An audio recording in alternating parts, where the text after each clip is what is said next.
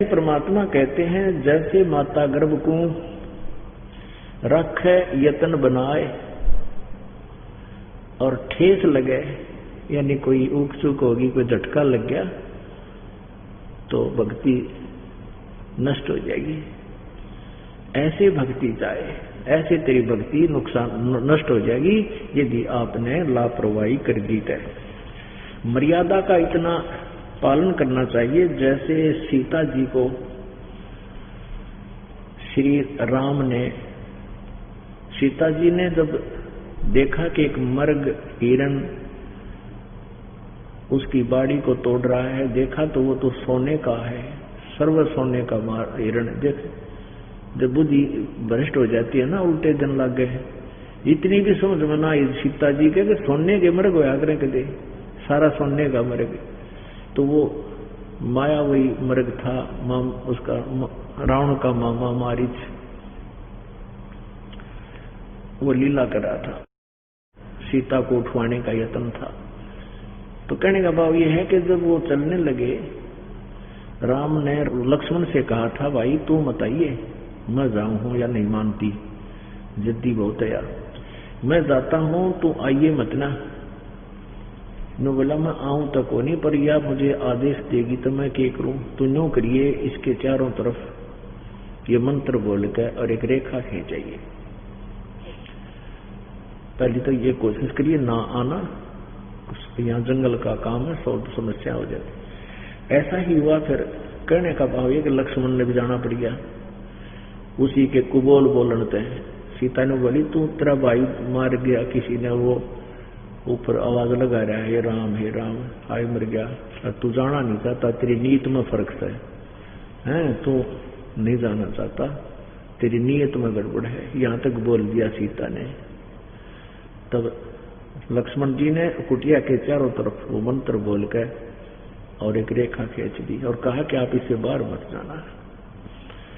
अब उधर से रावण एक साधु का भेष बनाकर आ गया और कहा माई भिक्षा देना। सीता जी ने कहा आ जाओ महात्मा जी, ले जाओ अंदर आके, यहां चले जाओ। रावण जब निकट आया तो देखा वहां तो वो रेखा के अंदर से इतनी गजब की लपट निकली, वो 10 कदम पीछे भाग गया, ना जो फूक देता उसको। तो रावण कहने लगा माई तुम मेरी बेइज्जती कराना चाहते हो, तुमने यहाँ पर ये अग्नि रेखा खींच रखी है, आप बाहर आके दे दो, भिक्षा देनी है तो, नहीं तो तुझे ये श्राप दे दूंगा, यूं दे दूंगा। अब सीता जी ने सोचा कि बिजली पड़े साधु संत है और एक आटा दे के फट दे वापस आ जाऊंगी। अब उठाया वो जो भिक्षा डालनी थी वो उठाकर बाहर गई, रेखा से बाहर चली गई। रावण ने तो पकड़ कर बाजू घेर ली कंधे पे और वहां ठोकी ठाके 9 लखे बाग में। अब उसकी तो जरा सी लगी, वो बोली बूझ तेनों कह गई तो बाहर मत निकलिए, वो मेंटल थोड़े ही थे। तो हम परमात्मा कहते हैं जैसे सीता ने लापरवाही करी थी, वचन नहीं माने उनके, कितनी दुर्गति अपने भी करवा ली और गेला उनकी करवा दी। तो पुण्यात्माओं ये वचन जो सतगुरु की जो मर्यादा के हैं, ये लक्ष्मण के सी रेखा समझ लेना भाई। यदि आपने इस भक्ति में सफल होना, नहीं तो बड़का खेलनी है ब्रह्मा विष्णु महेश की नरेल बना रखी काल में, आपकी तो औकात क्या है। छोटे मोटे ऋषि मैं ऋषि बने फिर, इनकी सबकी दुर्गति कर रखी है जितने भी ऋषि मैं ऋषि थे। जैसे विश्वामित्र पहले राजा था, घर त्याग का बाल बच्चेदार था, घर त्याग कर ऐसी प्रेरणा हुई जंगल में जा बैठा, खूब भक्ति करे और थोड़ा आहार करे। उधर से काल ने भेज दिए एक अप्सरा, वहां फिर शादी कर बैठा। 6 महीने की लड़की होगी जब गेर कवा चाल पड़ी, ऋषि जी सावधानी, बस ईसाई ऋषि था तुम, आया था घर छोड़ कर, पकड़ तेरी लड़की ने गेर कर जाती रही। फिर वो कण्व ऋषि को देख आया जो फिर जंगल में चला गया। तो पुण्यात्माओं परमात्मा के मार्ग में यदि आपने चलना है, ठीक है, यहाँ संसारिक छोटी मोटी जो आवश्यकताएं हैं आपकी, ये अवश्य पूर्ति होंगी, लेकिन वही होगी जो आपके हित में होगी। जैसे बालक छोटा सा बच्चा होता बोध, जैसे कहीं पर कोई बिजली का तार नीचे पड़े हो और उसमें कट हो, थोड़ा स्पार्किंग कर रहा हो कोई ज्वाइंट पे, तो छोटा बालक आतिशबाजी समझ के एक अच्छी वस्तु जानकर घिसड़ के धीरे धीरे जाके और उसको पकड़ लेता है, पकड़ती मौत को प्राप्त हो जाता है। और वो बच्चा जब उसकी डिमांड कर रहा है उस स्पार्किंग वाले तार की और माता पिता देख लेता है तो उसको तुरंत उठा लेता है, हाय मेरा बेटा, बेटी मर जाएगी, बेटा मरेगा, और वो रोता है, हाय उधर उधर भागता है, रोता है, उसको पकड़ना चाहता है, लेकिन माता पिता उसके रोने की परवाह नहीं करेंगे, रोता रहेगा, उसकी जान बचाना अनिवार्य है। ऐसे ही आप जी कुछ ऐसी डिमांड भी कर लेते हो जो भविष्य में आपके लिए हानिकारक होगी, मालिक नहीं देगा। आप भक्ति करिए चाहे ना करिए, क्योंकि परमात्मा ने हमारे बहुत दूर तक का ज्ञान है, आप जी ने अपना यहीं तक का ज्ञान है। तो ऐसे परमात्मा के ऑपरेशन में आप जी ने कोई ऑब्जेक्शन नहीं होना चाहिए। आप जी के संस्कारों को लेस करना है, खत्म करना है। जैसे किसी के बच्चा बालक नहीं होता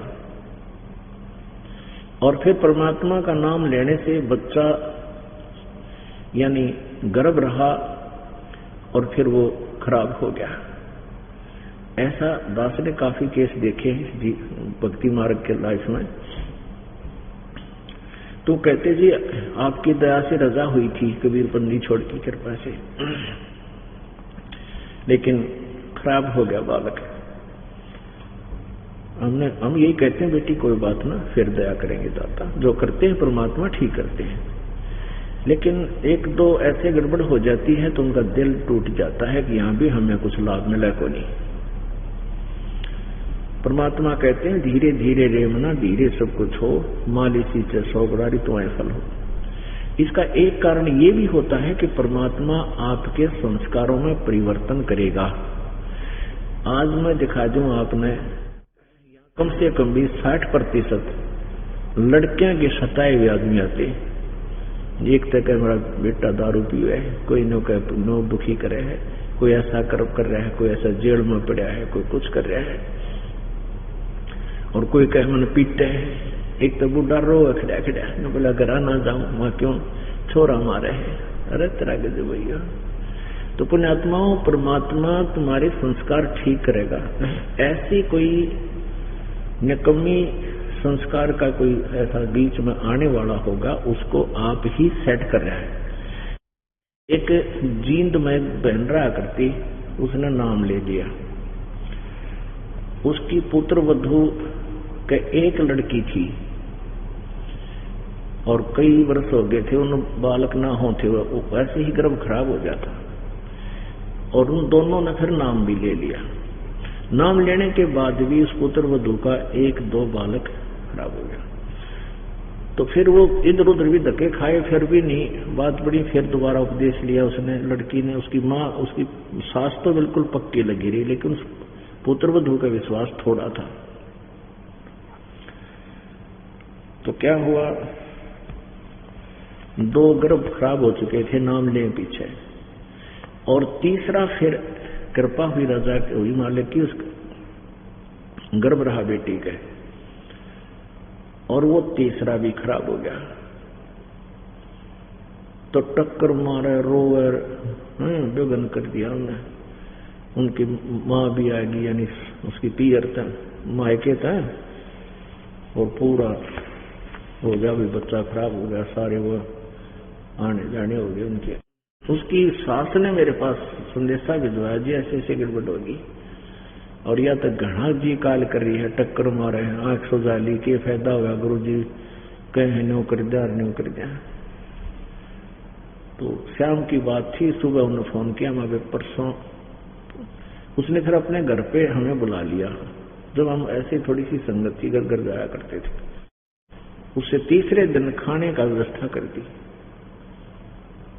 तो तीसरे दिन चौथे दिन तो अगले दिन वो क्या किया, मैंने कहा उसने सोचा कि सास ने कि चल वो बच्चा तो गैस हो गया, डॉक्टर नहीं दिखा लिया।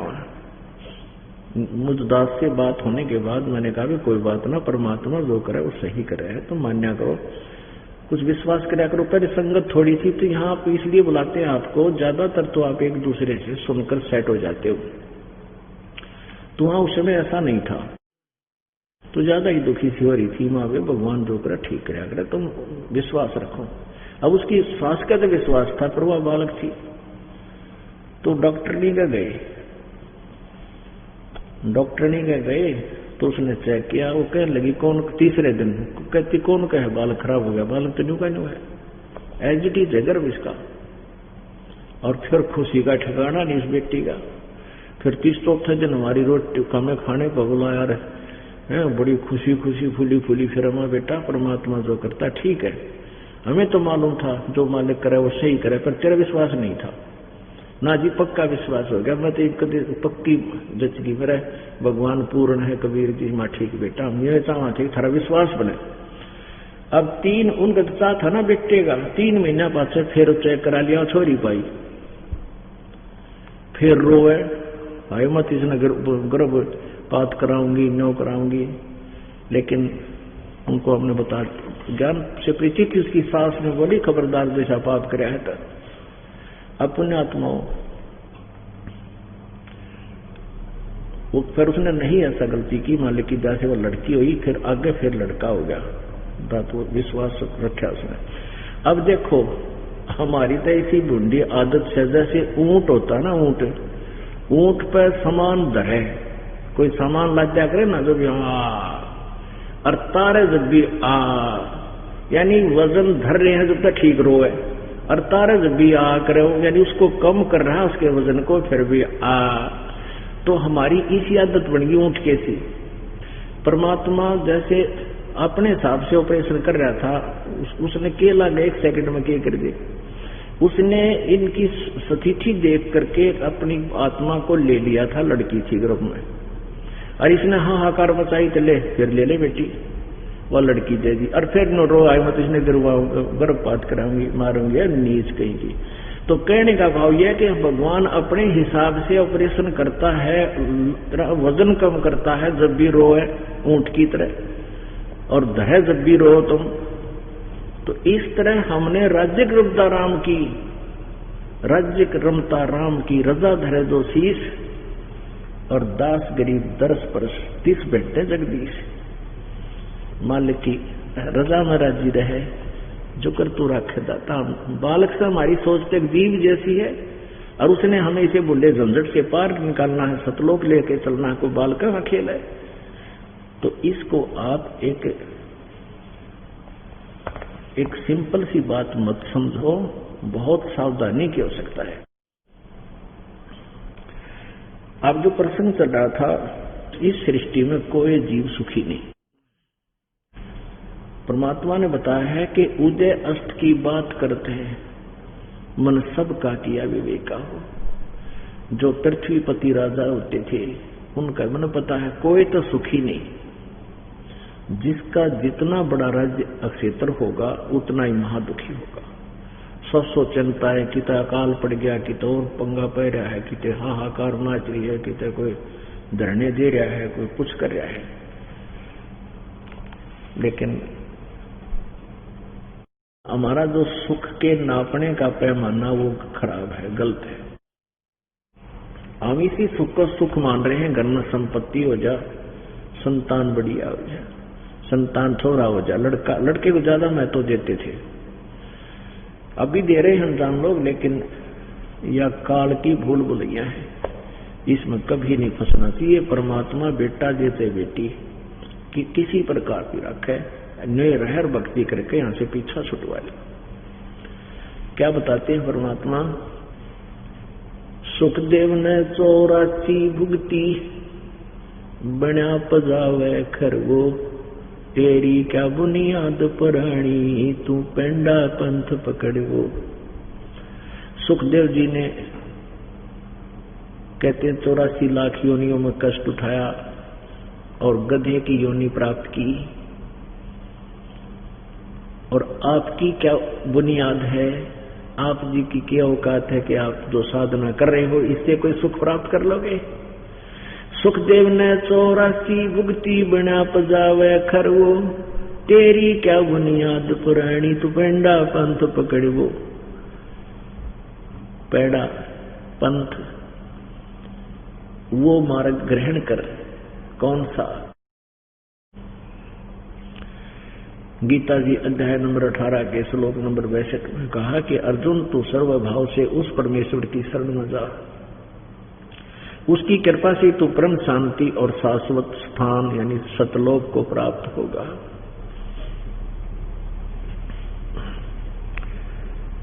पुण्यात्माओं,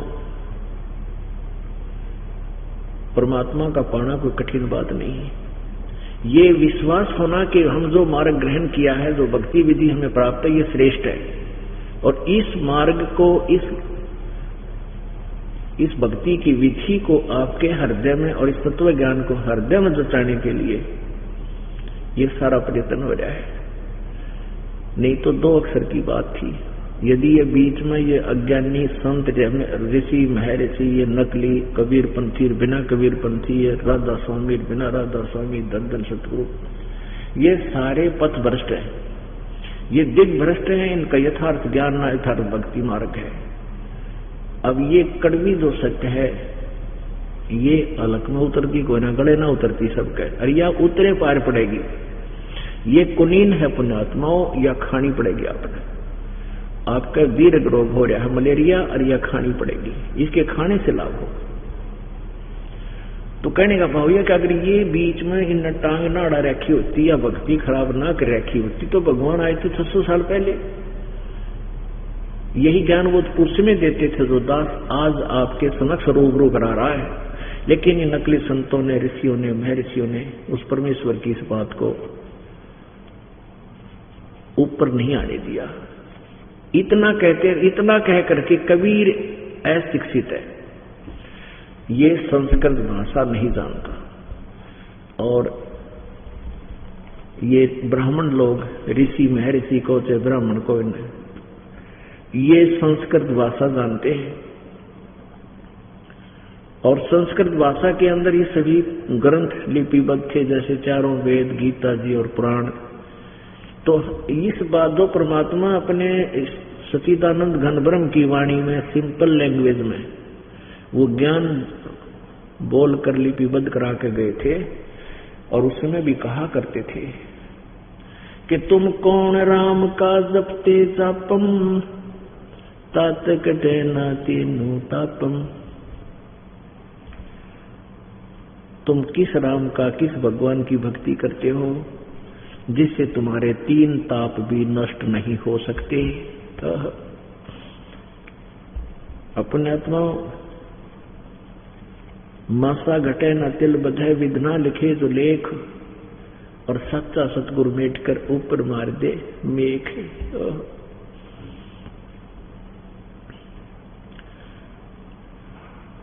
कि आप जी के भाग्य में कोई दुख है, 3 ताप का दुख तो सबसे निम्न होता है, छोटा होता है, वो भी ब्रह्मा विष्णु महेश से नहीं कट सकता। जैसे गीता जी अध्याय नंबर 2 के श्लोक नंबर 37-38 में अर्जुन से ये गीता ज्ञानदाता ब्रह्म बोल रहा है कि अर्जुन तू युद्ध कर ले और तुझे लाभ हानि को छोड़कर तू युद्ध कर ले, तुझे पाप नहीं लगेंगे। फिर तुरंत ही कह रहा है कि अर्जुन यदि युद्ध में मारा गया तो स्वर्ग प्राप्ति होगी, और यदि युद्ध में जीत गया तो पृथ्वी का राज का आनंद लेगा। तेरे दोनों हाथों में लड्डू। फिर क्या होता है कि महाभारत का युद्ध समाप्त हो जाता है, पांडव विजयी हो जाते हैं, कौरव पराजित हो जाते हैं। युधिष्ठिर को राजगद्दी पर बैठा दिया जाता है।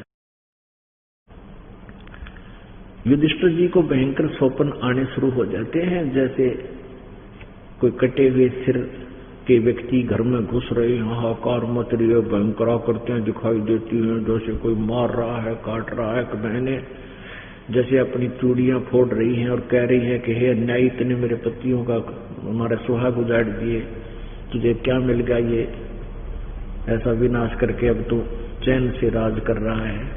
इस तरह की उसको ये भयंकर शौपन और भयंकर आकृतियां दिखाई देने लगी। वो भूत दिखने लग गई युधिष्ठिर ने, कहने की बात है जिसे।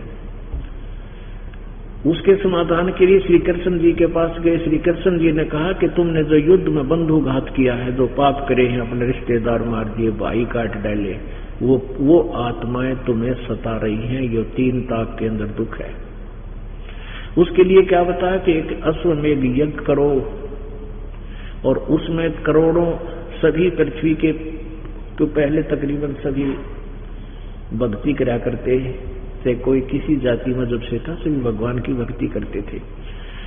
अब पहले जैसे गांव में जैसे किसी का शादी होती थी ना, और गांव में प्रत्येक घर पे एक आदमी का न्योता दिया करते का हमारा जीवन आइयो, क्योंकि सभी पहले भक्ति करते थे। और वो भक्ति वाले व्यक्ति किसी एक व्यक्ति का आहार करते हैं तो उनको पुण्य मिलता है भक्तों के एक अन्न खिलाने का। वो यज्ञ होती थी, बेटी या बेटे के ब्याह में ऐसी इस प्रकार का हवन यज्ञ, इस तरह के यज्ञ करते थे, धार्मिक यज्ञ करते थे, हवन भी करते थे ऐसे।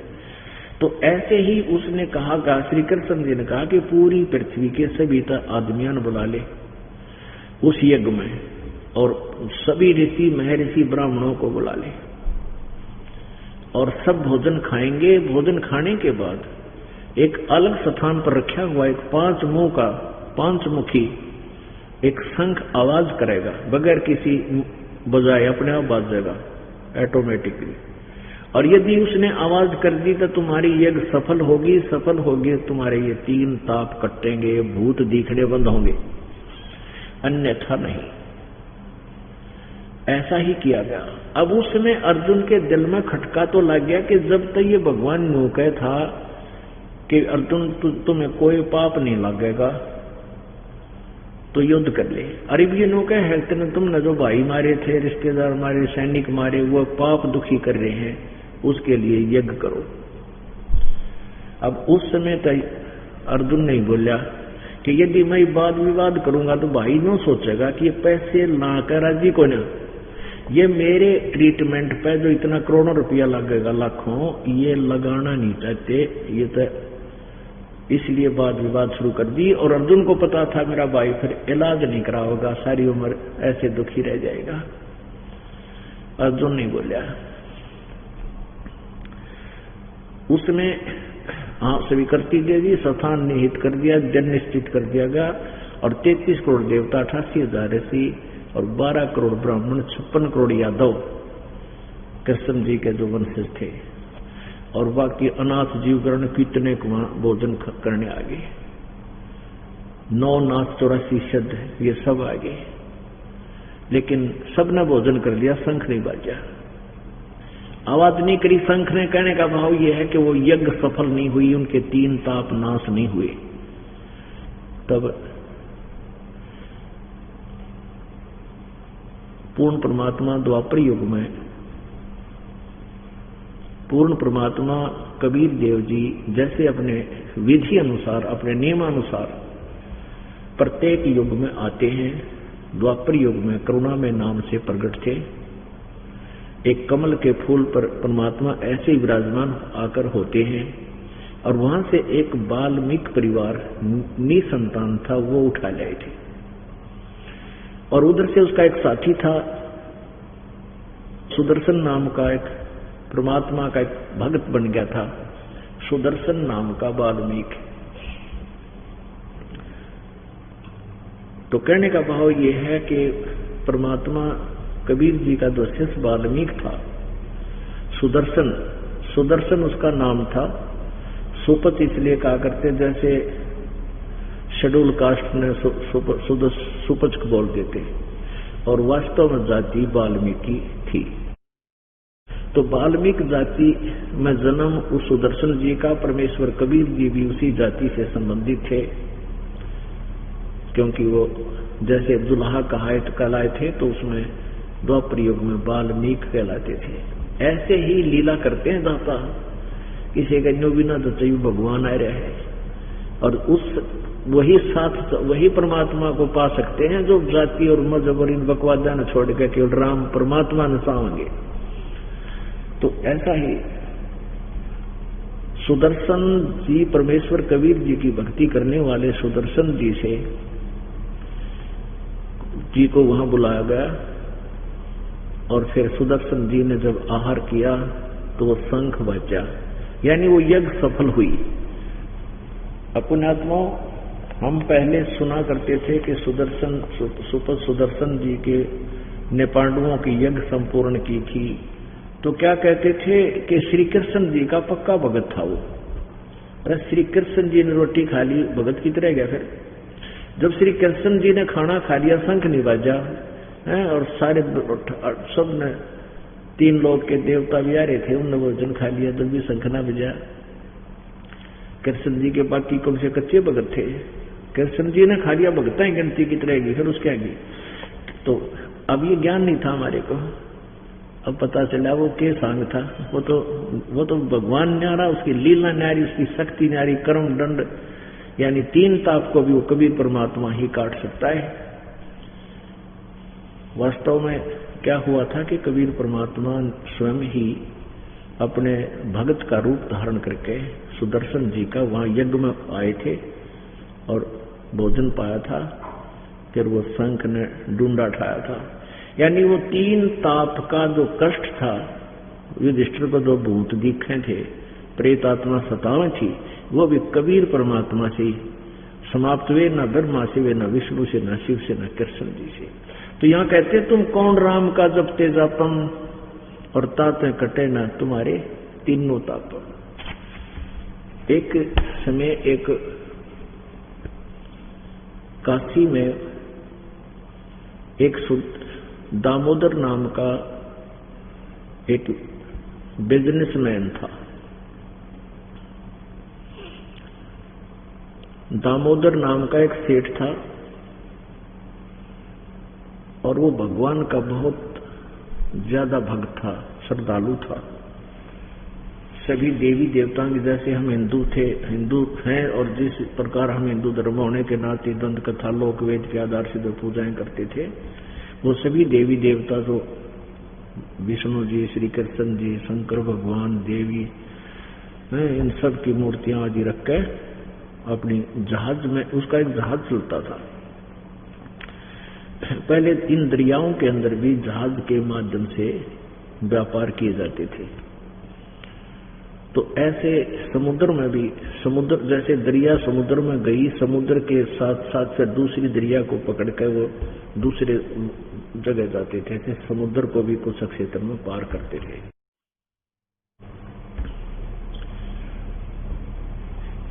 एक दिन परमात्मा कबीर जी सत्संग कर रहे थे,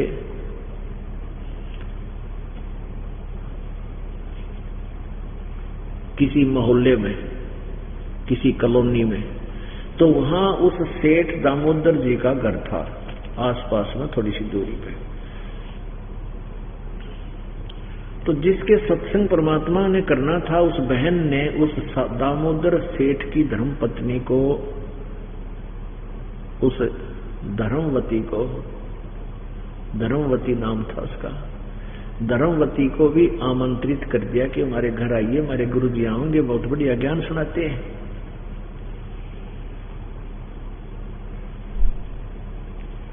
तो वो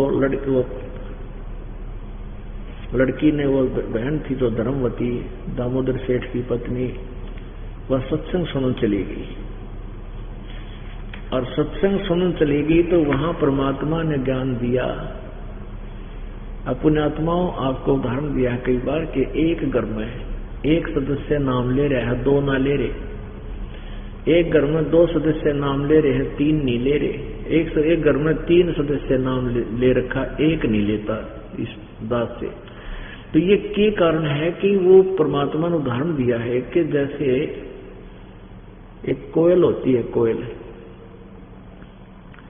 और कोयल अपने अलग से घोंसला बना के बच्चे पैदा नहीं करती, अंडे नहीं देती, क्योंकि ये काग नहीं छोड़ते, उसने खा जाते हैं, कौवे खा जाते हैं।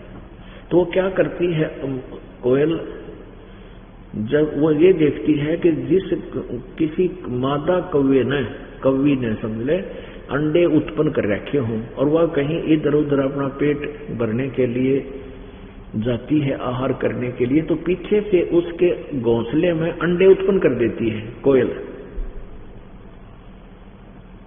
अब जो कौवी वापस आती है मादा कौवा, तो वो देखती है कि 4 अंडे हो गए।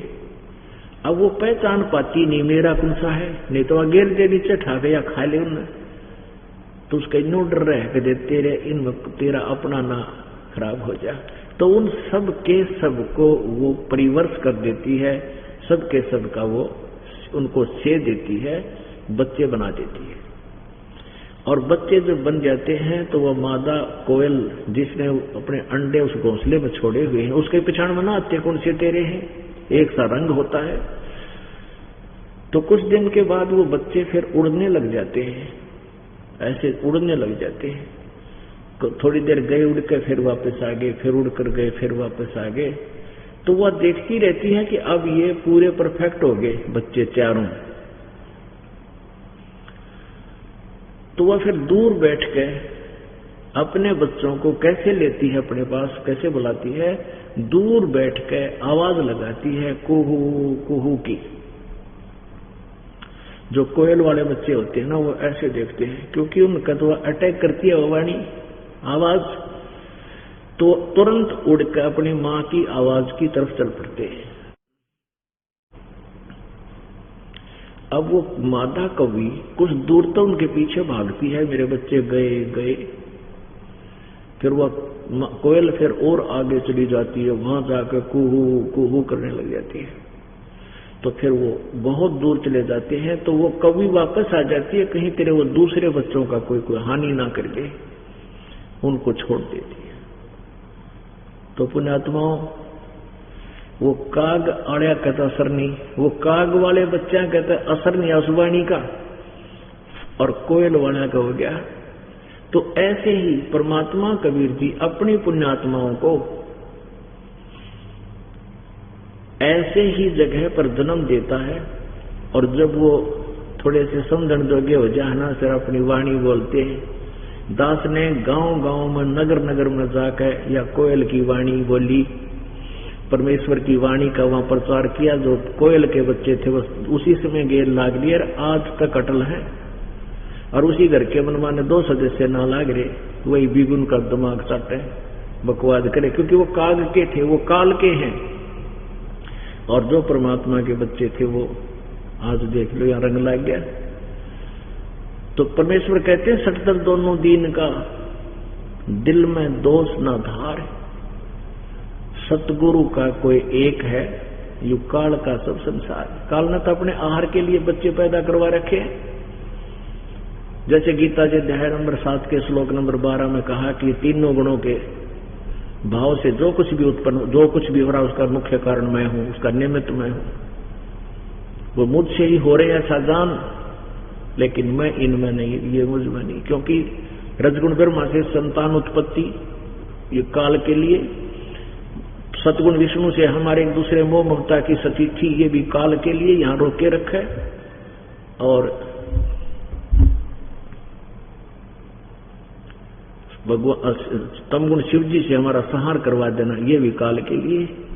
तो कहते हैं जो परमात्मा कबीर जी की शरण में आ गए उनका असर हो नहीं सकता, वो काल के जाल में रह नहीं सकते, उन पर काग का यानी काल का असर नहीं हो सकता। तो एक का सत्संग सुना था उस बेटी ने, दामोदर की पत्नी ने, धर्मवती ने सत्संग सुना, परमात्मा ने विचार व्यक्त किए थे। और वो ब्रह्मा ये विष्णु शिव जी शंकर की कति कट्टर पुजारी थे वह सेठ जी। परमात्मा ने उस दिन सत्संग सुनाया और कहा भाई 2 दिन की गुजरान जगत में हैं, आज तुम्हारे पास सब कुछ है, संपत्ति है, सेठ है, कल को पैसा हमारी मृत्यु हो जा के साथ चलेगा। तो इस प्रकार के काफी उदाहरण दिए परमात्मा ने। उस बेटी का जी साथ, और फिर ये कहा भाई गुरु बिन माला फेरते, गुरु बिन देते दान, गुरु बिन दोनों निष्फल हैं, से पूछो वेद पुराण। अब वह बेटी नाम तो किसी गुरु को तो बना नहीं रखा था, लेकिन साधना बहुत करती थी। फिर उसको पता चला गुरु बिना तो सारी वे व्यर्थ है। परमात्मा कबीर जी ने समझा था कि रामकृष्ण से कौन उबड़ा, उन्हों भी गुरु कीन, और 3 लोग के वह धनी गुरु आज्ञा जी। कहते रामकृष्ण को तो आप बड़ा मानते हो, यहाँ का सुप्रीम मान रहे हो तुम्हारी अपनी सोच से, और उन्होंने भी गुरु बनाए। वशिष्ठ मुनि को श्री रामचंद्र जी ने गुरु बनाया, और दुर्वासा जी को श्री कृष्ण जी ने गुरु बनाया। संदीपनी जो थे श्री कृष्ण जी के अक्षर ज्ञान के गुरु थे, जैसे टीचर होया करे। आध्यात्मिक ज्ञान के गुरु दुर्वासा जी थे। तो उस बेटी का समझ में आ गया भाई सचमुच गुरु तो बनाना चाहिए।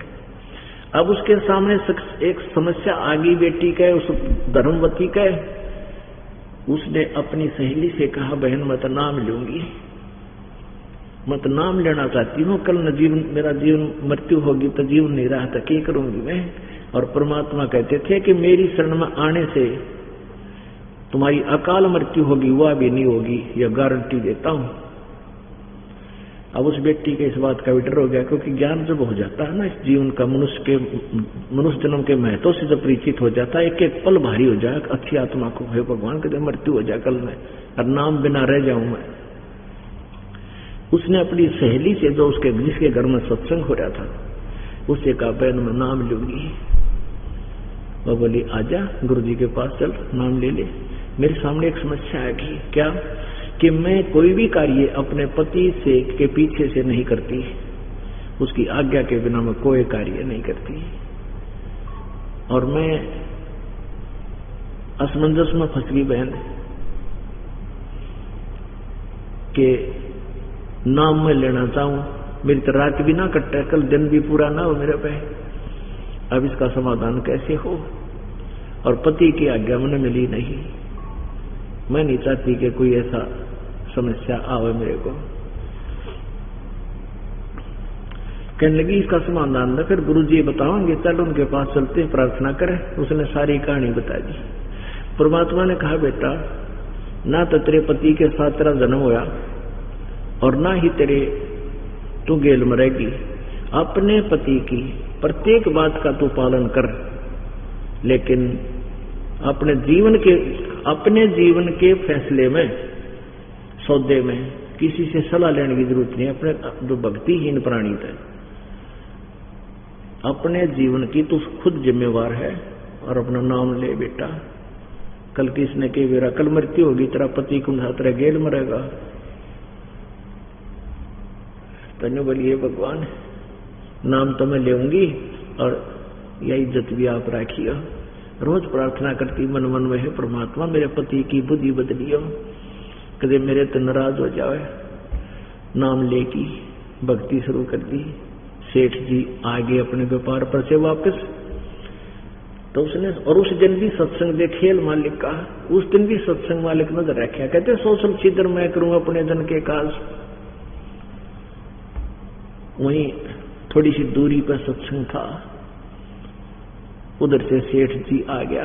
अब सेठ जी को खाना खिलाया, नहवाया, स्नान के लिए पानी दिया, काफी समय लग गया। उसकी साथ की सहेली आई, उनसे उसने कह दिया कि बहन बाहर आकर बता दे, तुम बोलियो ना सेठ जी आ रहे हैं, मेरा दाव लगेगा तो मैं आऊंगी, तुम जाओ। वो सारी निकाल दी उसे। अब वो खाना खाने लगा जब सेठ जी, तब उसकी पत्नी धर्मवती कहने लगी जी मेरे से गलती होगी, आज माफ कर दोगे। अब सेठ जी बड़ा धार्मिक विचारों का आदमी था, कहने लगा मेरी पत्नी ऐसी गलती कर ही नहीं सकती जो अक्षमा योग्य ना हो। अकना जी एक भूल बढ़ गई मेरे पे, मैंने अंदर तो यूं प्रार्थना करी है भगवान इज्जत रखिए, इसकी बुद्धि बदलिए गुरुदेव।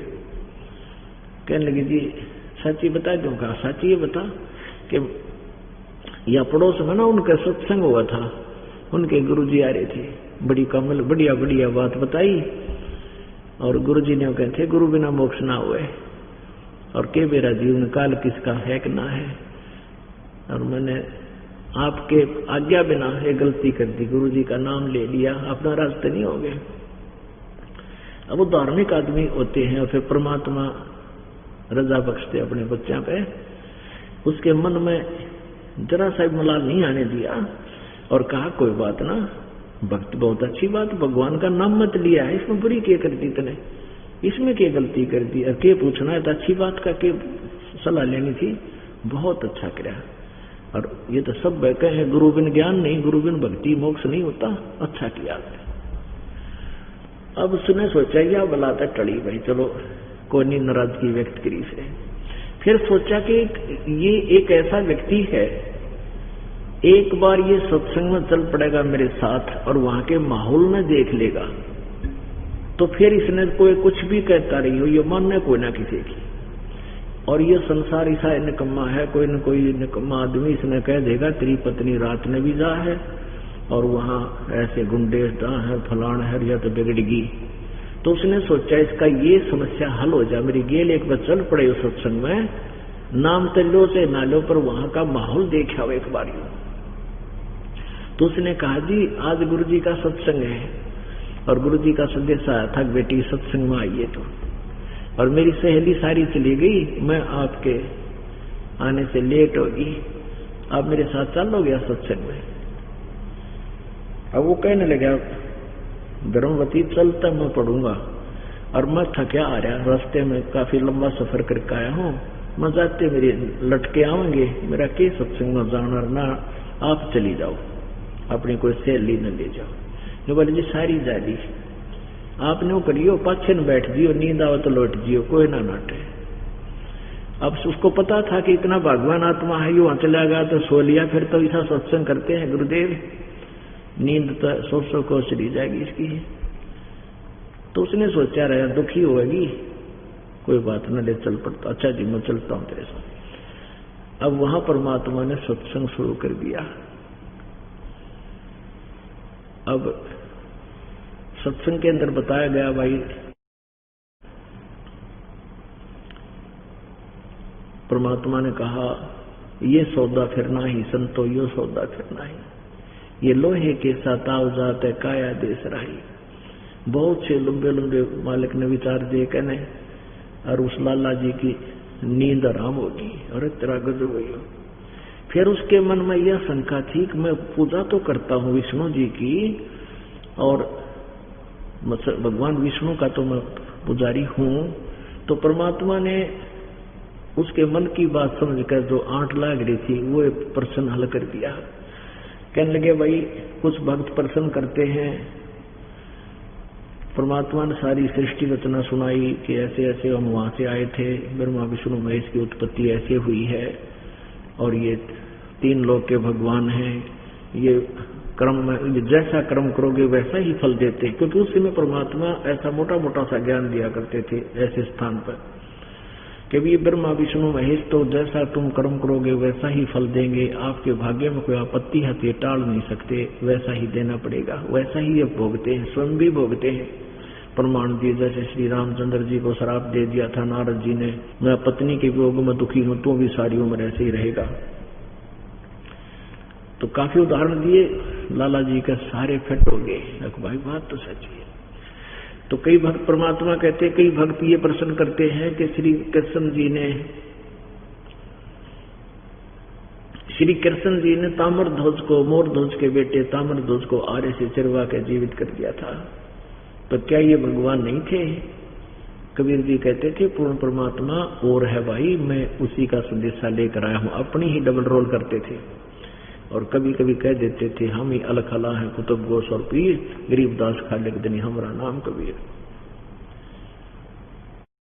कहते भाई, और फिर परमात्मा ने फिर कहा कि हम उनसे प्रश्न करते हैं कि श्री कृष्ण जी ने अपने सगे भांजे अभिमन्यु को जीवित क्यों नहीं किया?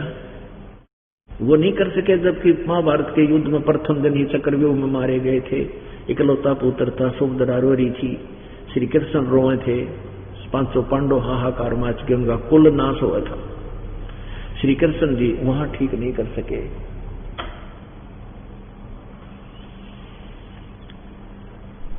उसको जीवित नहीं कर सके।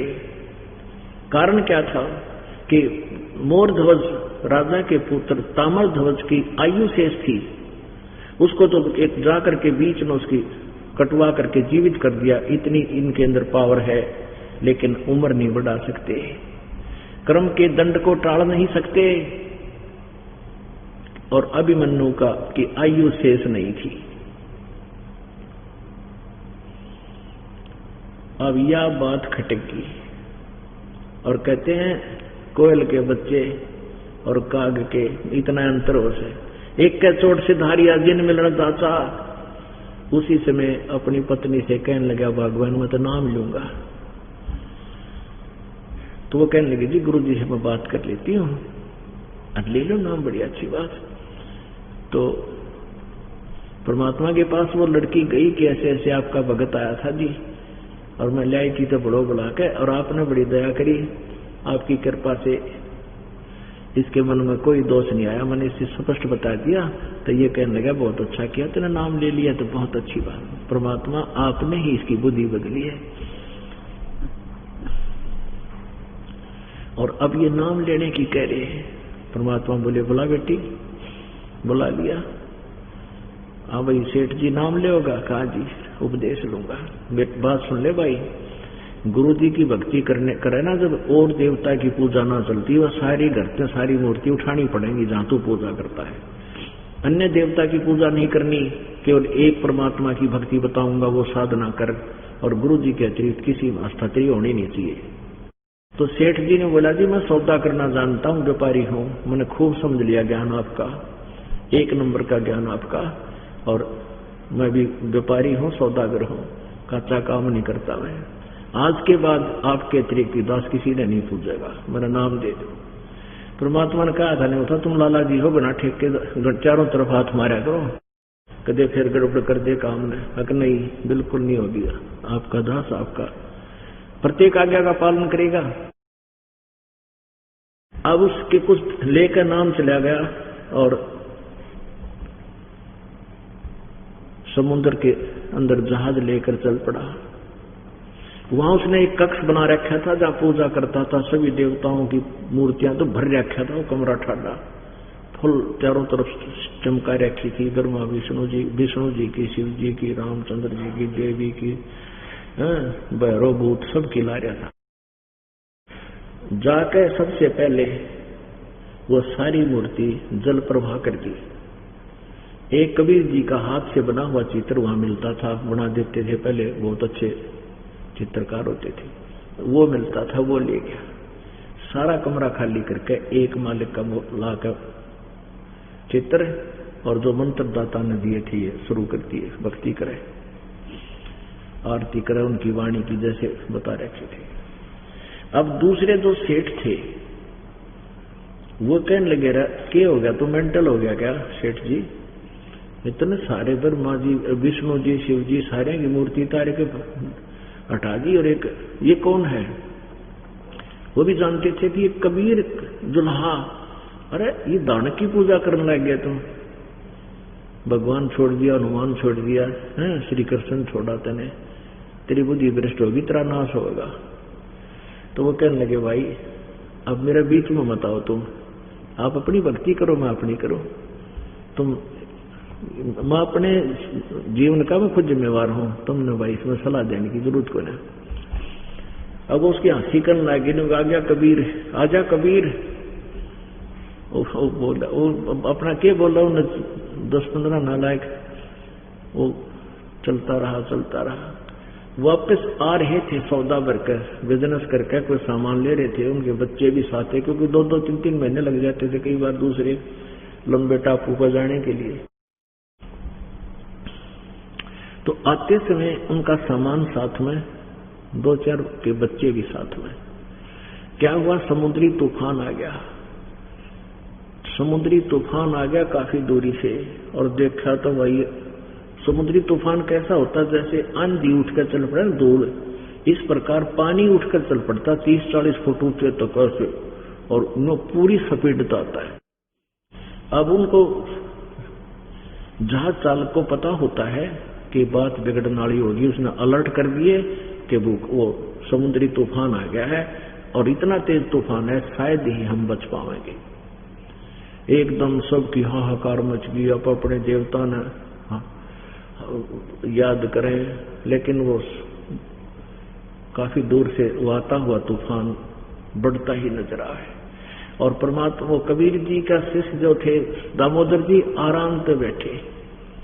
अब परमात्मा जो करेगा वो गलत कर ही नहीं सकता, परमात्मा गलत कर ही नहीं सकते। तो वो दूसरे सेठ के लगे रहे, लाला जी सेठ जी स्वामी दामोदर है, तूफान आ गया और सारे मरांगे, सारे रोआ बड़ी तरह। भाई तेरा क्या हो रहा, तू कभी डरता नहीं है? मैं बोला भाई डरूंगा जब भी मरूंगा, ना डरेंगे तो अभी तारा तो है ही नहीं, भगवान ने इतनी लिख रखी होगी अपनी, और क्या। कहने लगे रहे तो भी अर्ज कर ले अपने गुरु जी तय। अब वो कहने लगा सेठ जी कि भाई तेरे हनुमान जी गदा ले रे, श्री कृष्ण जी सुदर्शन, श्री राम जी तीर, और भाई और भी तुम बड़े बड़े देवता मानते हो, और मेरा तो एक गरीब सा दुल्हा है, मेरा तो गुरु जी भगवान सब कुछ यही है। फिर ये क्या कर पाओगे जब तुम्हारे ये नहीं कर पा रहे? तो आज आ ही रही होगी अपनी मृत्यु। तो सेठ वो दूसरे थे, वो कहने लगे लाला जी अब मजाक ना करे, कति नाश हो गया और मर गए, तुमको अर्ज कर ले। ने बोला बस तुम बैठ जाओ, थारी अर्ज फेल हो ली, अब कति हो ली मारी था, तो बैठ जाओ सारे। अब बैठा क्यों करे, नु के बैठा जा है। तो खड़े हुए दामोदर जी और अपने गुरुदेव से कहा, हे परमेश्वर, हे गुरुदेव, आशा तो है नहीं बचने की, लेकिन परमात्मा मैंने इनका आपकी घड़ी में ही मां सुना रखी है कि पर मेरे गुरुजी ने उसका इतना लाभ दे दिया, उसको इतना लाभ दे दिया, उसको ऐसे मौत बचा दी। और आज मुझ नीच के कारण, हो सकता है मेरे पर इतनी भक्ति ना बनी हो दाता आपकी जो आज हमारी मृत्यु टल सके। मुझ नीच के कारण दाता आपकी महिमा कम होगी। आज इस नीच ने आज बचा लो सारे जात ने, और बाहर जाते ही वैसे मृत्यु दे दियो दाता, कोई ऐतराज नहीं। न्यू कह के और अचेत हो गया। अचेत हो गया तो इतने में क्या देखा है कि एकदम वो तूफान जो समुद्री तूफान था एकदम न्यू जाता दिखा जैसे बिल्कुल, और कति शांत हो गया समुद्र, हलचल नहीं रही, ना तो जहाज न्यू न्यू होने लग गया था, और कति एकदम शांत है। सतगुरु जो चावे सो कर ही 14 कोट दूध जम डर ही, ऊत भूत जम त्रास निवारे, चित्रगुप्त के कागज पाड़े। वो चित्रगुप्त के कागज पाड़ दिए, न मौत थी सारे की। अब दामोदर सेठ जी होश में आए और कति शांत और सब खुशी मना रहे, और उसने ने कहा जय हो दामोदर सेठ की, जय हो दामोदर सेठ की, आज जान बचा दी। दामोदर सेठ बोला भाई नहीं, मेरे कबीर भगवान की जय बोलो, उनकी दया से रक्षा हुई है। उधर से क्या होता, कबीर जी सत्संग कर रहे थे एक भगत के घर में, सर्दियों के दिन थे। कुछ भगत ऐसे होते हैं जिनका कुछ विश्वास होता है कुछ ना होता है, वह भी बैठे थे। 50-60 भगत बैठे थे, परमात्मा सत्संग कर रहे थे, आसन पर बैठ गए।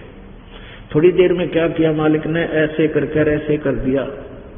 वो तंत्रियामी थे कि सामने वाले 2-3 मूर्ख बैठे, इनका यकीन कोई ना, उनका छिट्टे लगे। तो और भक्तों का भी लगे। भक्तों ने पूछे गुरुदेव क्या हो गया आपको, आपका तो सारे केस भीज गए पानी में।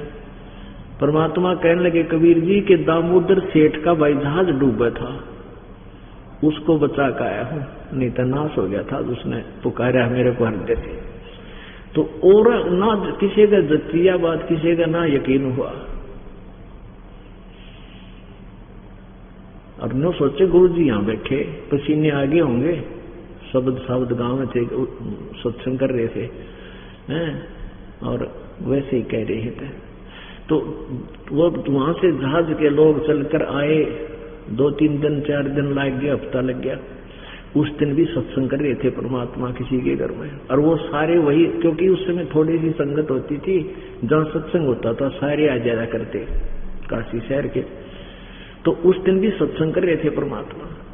अब दामोदर सेठ जी सीधे कबीर जी की कुटिया पर गए, साथ में वो सेठ जितने और थे वह भी कहने लगे हम भी आपके गुरु जी का नाम लेंगे। आज तो हमें पता लग गया वो परम शक्ति है। तो सारे 10, 15, 20 जितने जहाज में व्यापारी थे वह और दामोदर वहां पहुंच गए, कुटिया पर गए। कुटिया से पता चला झोपड़ी से कि वहां उनके सत्संग हो रहा है, वो वहां पहुंच गए। बाहर आकर जय जयकार कर, जय हो कबीर जी की, जय हो कबीर भगवान की, जय हो कबीर जी की।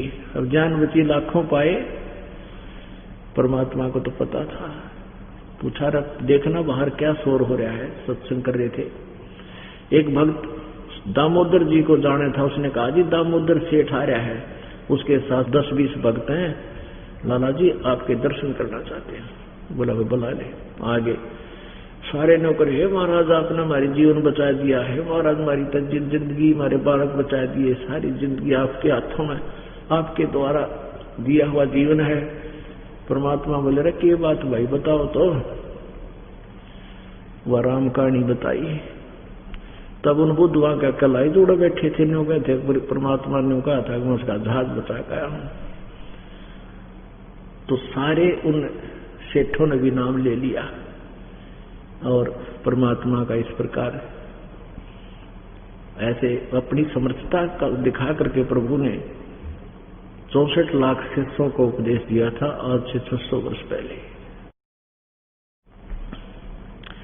रे नल नील यतन कर हार, तब सत गुरु से करी पुकार। रे नल नील यतन कर हार, तब सतगुरु से करी पुकार। जास तेरे खालखी अपार सिंधु पे, सिला तेराने वाले। जासत रेखा लखी अपार सिंधु पे, सिला तेराने वाले। धन धन सतगुरु सत्य कबीर भक्त की, पीड़ मिटाने वाले भक्त की। पीड़ मिटाने वाले भक्त की, पीड़ मिटाने वाले। नंदन सतगुरु सत्य कबीर भक्त की, पीड़ मिटाने वाले। दामोदर सेठ के होते अकाज, अर्ज करी डूबता देख जहाज। दामोदर सेठ के होते अकाज, अर्ज करी डूबता देख जहाज।